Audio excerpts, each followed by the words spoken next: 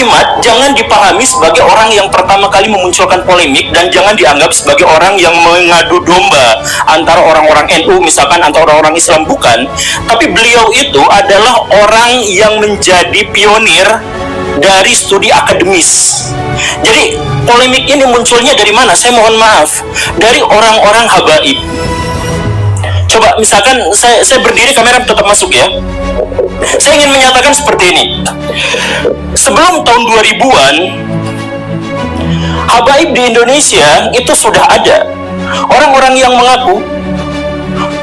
yang mengaku sebagai keturunan Nabi itu sudah ada, dan profesi mereka sangat bervariasi, status sosial mereka juga bervariasi. Ada dari tukang jualan parfum sampai menteri luar negeri. Indonesia punya yang levelnya habaib, dan tidak ada kerusuhan, tidak ada polemik di antara itu semua. Yang tiba-tiba muncul adalah, saya mohon maaf ya, di awal reformasi muncul Pak Habib Rizik dengan FPI-nya. Pak Habib Rizik itu latarnya sebenarnya dari NU, tapi entah bagaimana ceritanya, di situ sudah mulai ada kisruh dengan NU yang lain. Ada FPI versus Banser.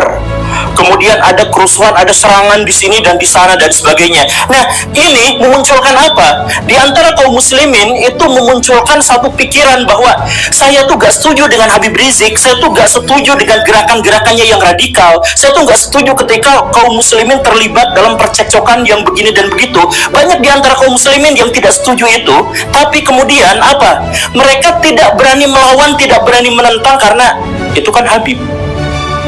Ini kan keturunan Nabi. Jadi pada waktu itu ada dilema, ada polemik sebelum polemik itu menyeruak ke media, polemik di dalam hati kaum muslimin bahwa kami sebenarnya ingin menentang, ingin mengkoreksi pernyataan-pernyataan dari Pak Habib Rizik.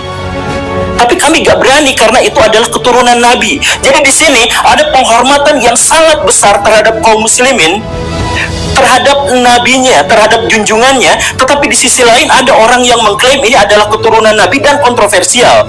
Dan kemudian ketika Pak Habib Rizik agak turun dengan cerita-cerita dan drama-drama di media massa itu, muncul sesuatu yang lebih besar. Pak Habib Bahar bin Smith melakukan persekusi dan kekerasan, intimidasi terhadap orang lain, lisan maupun perbuatan, dan itu direkam, dipublikasikan kepada media-media mainstream di Indonesia. Dampaknya apa? Balik lagi, ini mana ada keturunan Nabi seperti ini? Kami merasa malu, merasa jengkel, merasa takut, merasa terintimidasi.